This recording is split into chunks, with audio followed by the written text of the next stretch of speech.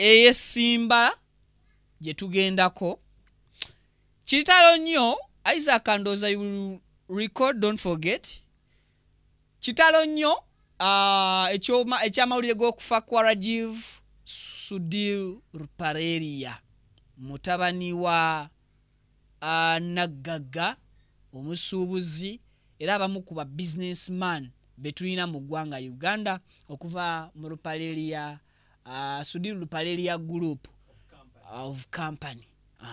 So omwana oyo wa myaka 35 yazaalibwa abaana abalala ekyenjawulo nti yazaalibwa musajja alina mu kasente era nga emirimu gye n'agikola ewatabaddeewo kyekubirira. Erinnya lya Rajiv Ruparelia talikoledde nnyo under kampani ya kitaawe, erinnya asinze dikolera nnyo mu kuvuga mmotoka.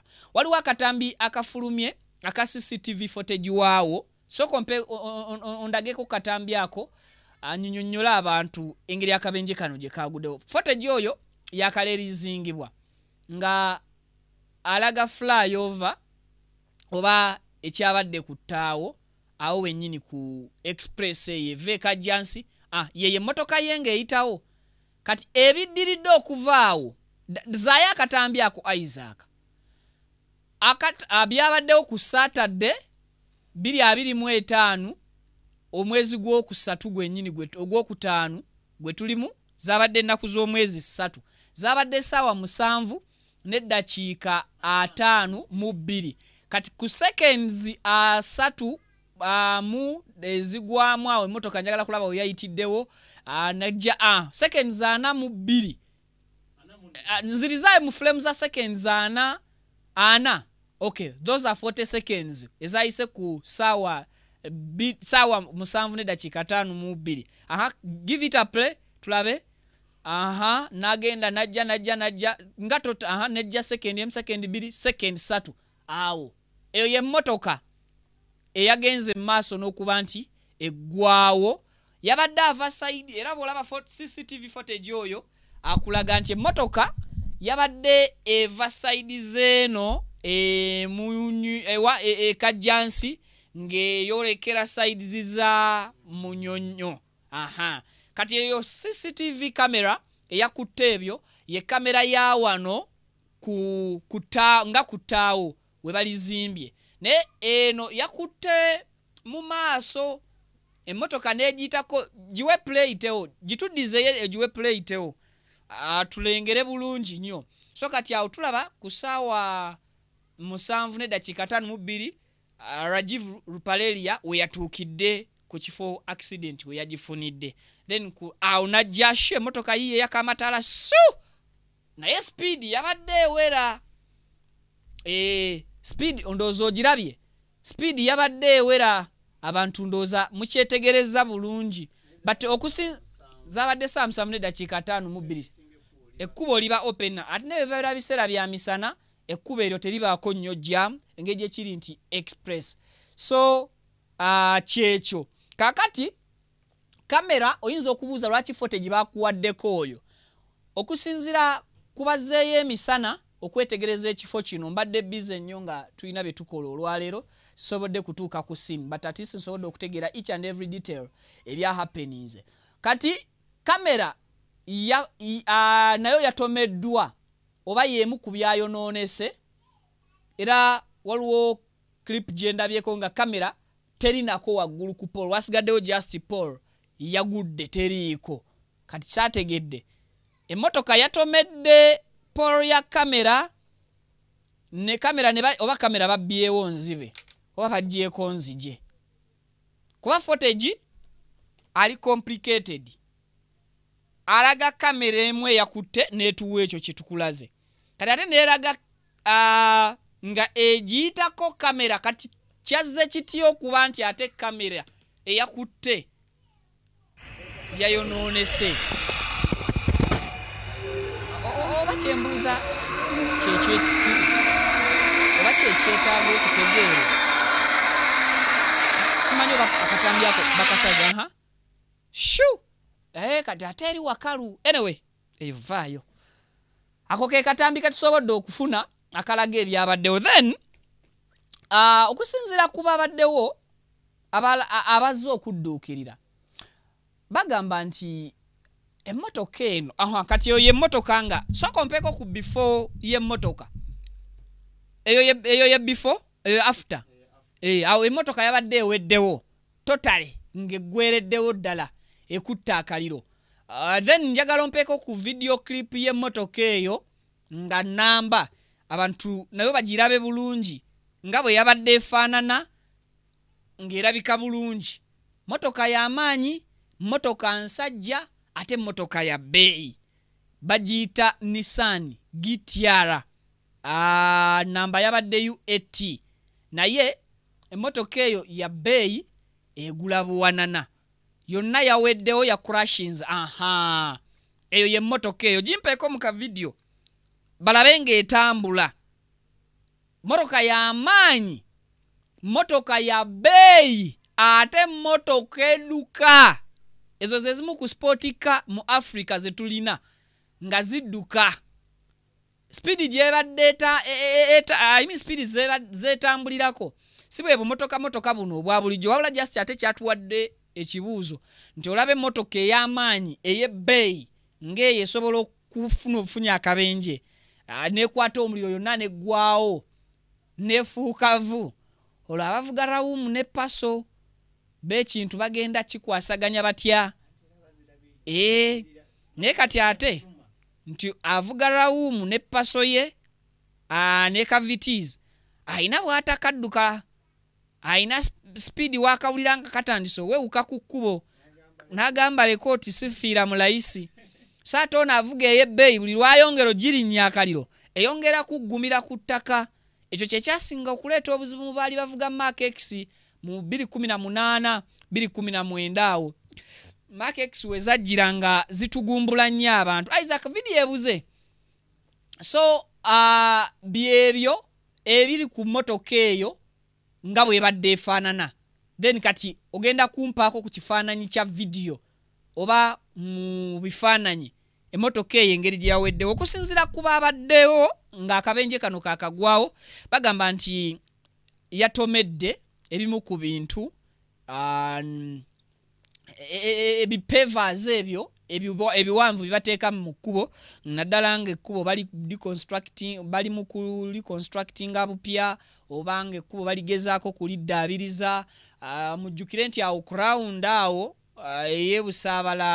busaabala kibibi bagezaako okuba nti bakyusakyusaawoko ne bateekawo ettaawo oba flyover kati abatuuze bagamba nti obuzibu wabuli abakozesa ekkubo eryo lyabalondemu era obubenje bungi obugudde ku kkubo eryo kiki kyentegeeza nti abakozesa ekkubo eryo lyabalondemu bagamba nti President Museveni bw'abeera agenda kuyitawo ng'agenda kukozesa kkubo eryo abasirikale b'SFC abamukuuma bajja ne basalako enkulungo eyo ng'enkulungo endala zonna bwe bazikuuma ng'anaayitawo then abantu ne bajjawo abo bennyini abavunaanyizibwa ku security detail y'omukulu ne bajjawo bipevers ebyo oba ebiyinja ebyo mu kkubo wakati ekkubo eryo ne likiriyalingibwa kati muzeeyi bw'aba ava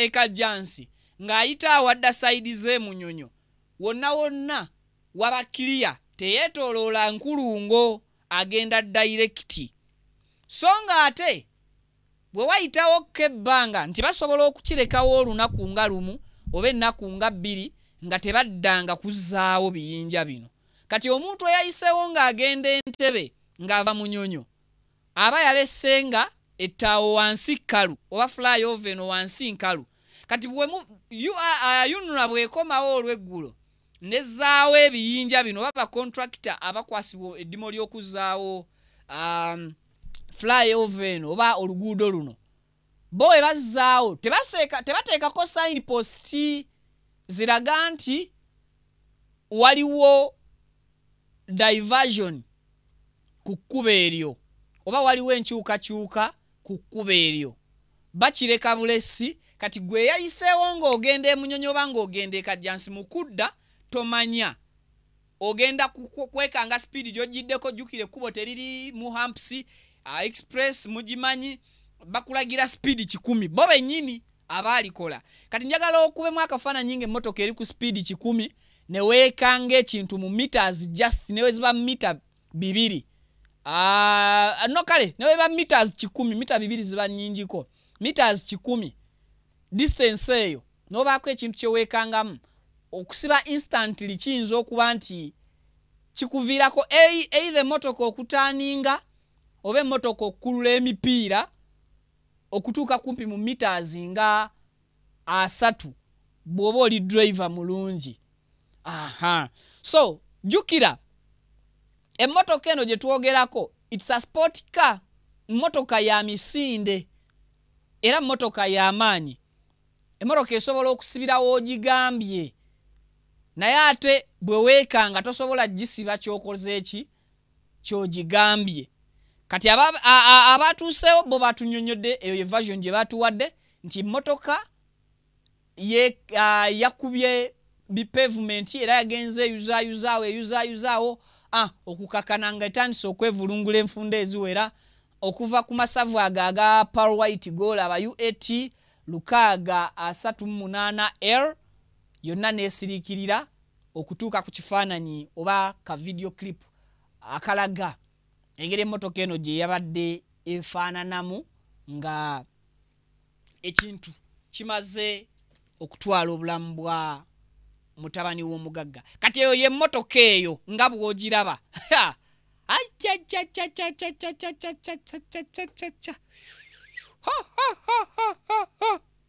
akabenje kabadde kayitirivu nnyo.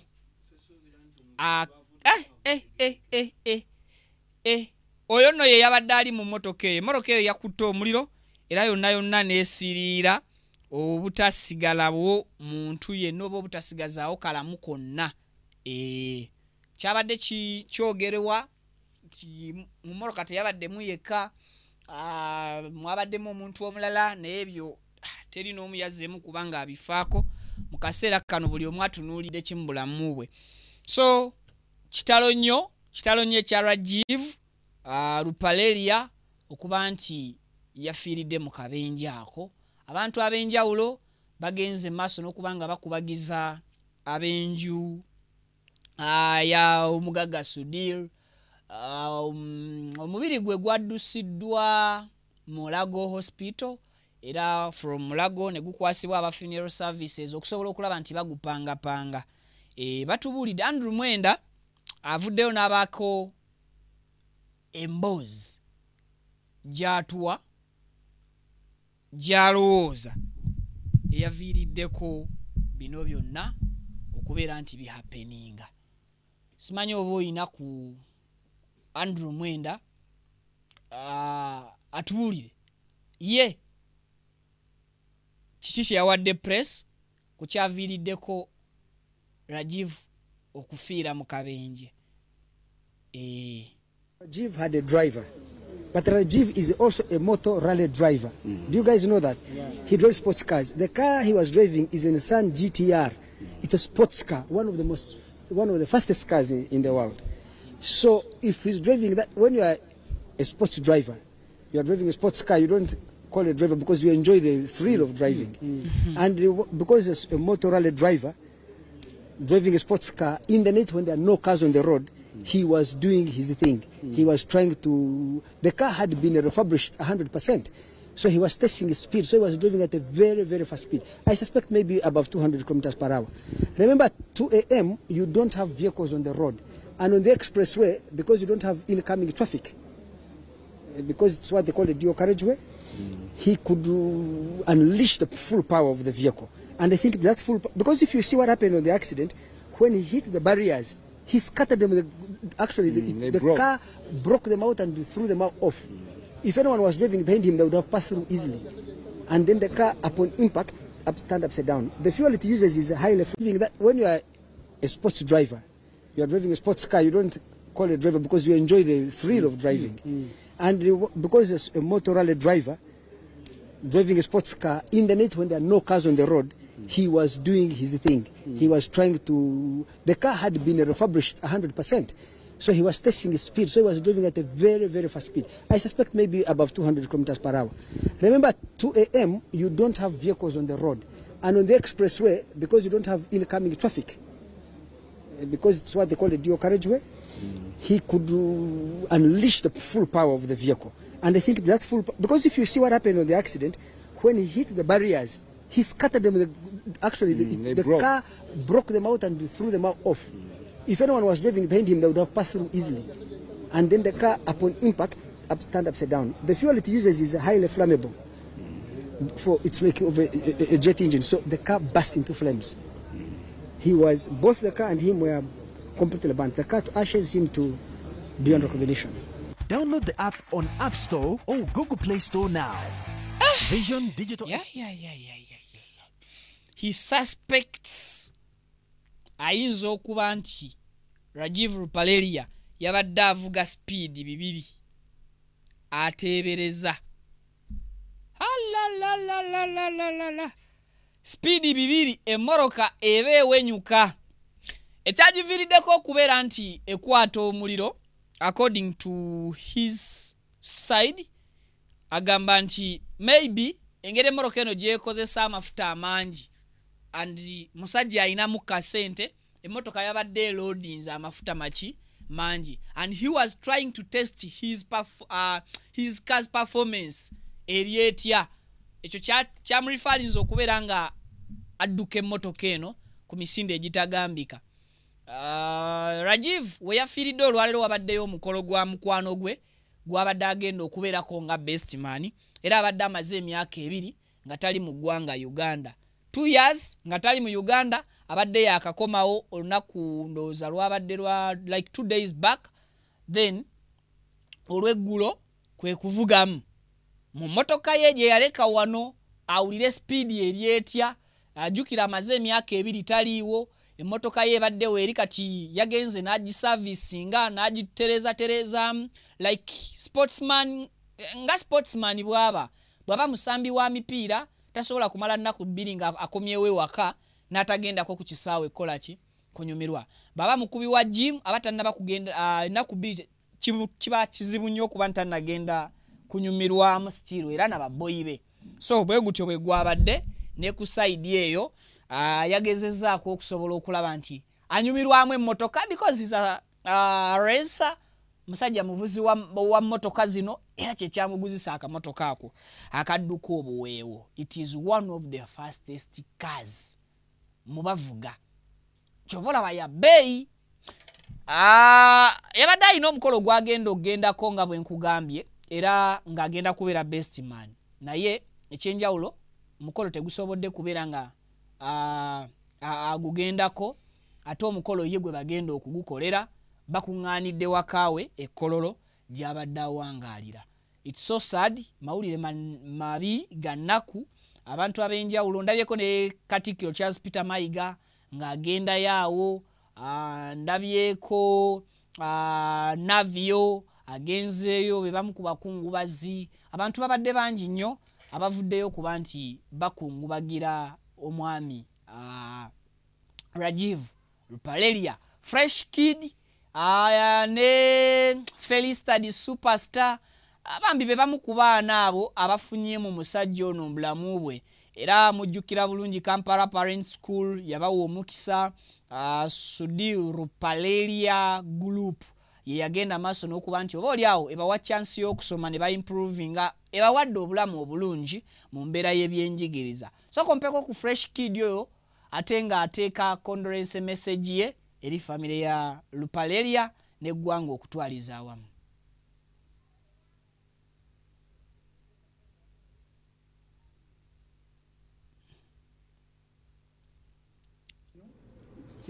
Kitukosezza nnyo family yeera ntuusa kugwa kwa kangwe eri family ye, abaana be ne Rupaleria Foundation yonna. For starters, njagala twogere ku mbeera z'omugenzi because gw'omuntu beyayamba ate wali oberedde kubeerako naye. Gwe embeera ze wazirabanga oti? Yali musajja mulungi nnyo, yali musajja wa kunyumirwa nnyo. Yatuinvitinga ng'abeera ne nezi parties nga bera nezi rallies yali musajja wa mirembe nnyo ng'ali fani nga nsalako ne ku ssomero so yalina embeera nnungi nnyo ng'era muntu mulungi ng'anyuma okubeera naye ng'ate ayamba nnyo. Kintu kikyo kyogenda okubanga togenda kola kimwerabirako ekyokunyambako okuviira abasolo KPS n'omuntu ye nga ye kubanga newe nali nga Kampala parents yajjanga ng'ankebirako kuba P2 paka P7 emyaka egyo gyonna etaano yali nga monitoringa performance yange nga wemba yali nga yetata wange ku ssomero nga wemba nsobezezaamu gwe bakubira nga tebakubira taata naye nga bamukubira ne taata nga bakubira naye ng'okusinga bakubira Yesu mwebaza nnyo era kyekyensinga okujjukirako. Omuntu asobola okwebuuza otuuka otya mikono gy'omugenzi kati? Gundi anti Joe Waspark yanyambako yamuntuusaako nayogera naye netumiitinga naye nga byonna Joe yabirimu era mwebaza nnyo olwekyo kutuuka ku muntu ng'oyo w'amaanyi era kati nanyambako ku byessomero byonna ne babipangapanga then awo netukwataganira ddala. Wasembayo gyemulaba? Si bbanga ddene nnyo emabega nenzijukira nasemba omulaba nze twali tumaze byoli nagendako kewuwe nancongratulatinga naye tebyali mu camera just byali byaffe so si bbanga ddene nnyo emabega mwaka guwedde. Ndowooza era obubaka eri famire wegisaasireko tusubireyo n'akayimba omanyi mwabayimbi mutera okugira kayambako mukasuubire idea nnungi nnyo ate era famire tusobola okusaasira kwange kwonna eri buli omu bantu babadde akola nabo jjukira abadde alina bizinesi nnyingi kati ba employee be bonna babadde ya employee nga bonna nabo tutuusa okusaasira egyo. Okay, oyo ye fresh kid y'omu ku abo abaana abatuuseewoko mu kuziika ne Felista tasobodde kwogera bayambiddwako olupaleria gurupu eyo mu mbeera emu ne bakyusa obulamu mu mbeera emu oba mu mbeera endala so kitalo nnyo nnyini ddala ge mawulire ago si malungi ebintu bingi ebihappeninze naye bannayuganda basigaze ebibuuzo bingi. Bulamu nno bw'ofunangamu akadde onyenyamu kugaliba enjole bw'ofunangamu akadde nyumirwamu weeyagaleko teweetaaga kusooka kulinda kuweza myaka kubanga emyaka si gwe ogyepimira weewa obudde lw'okafunye akasente sanyuka lw'ofunye ebyokusomooza noonya engeri gy'obitetenkanya obiyitemu ekyo nakyo kiveewo oba kiggwe otherwise sigenda kubeera ng'ate nkavalinga bingi ku nsonga eno tujja kuba tudda buzi tukwe updates ku butya engeri okuziika kwe n'enteekateeka nga bwe zigenda okuba anyway enteekateeka z'okuziika ndowooza zifulumye mbadde neerabidde nno wano kaakati okuziika Sudiru programu eri bweti famire ye evuddeyo officially newa statement oba n'ebika mu butongole kaakati famire egambye nti wakati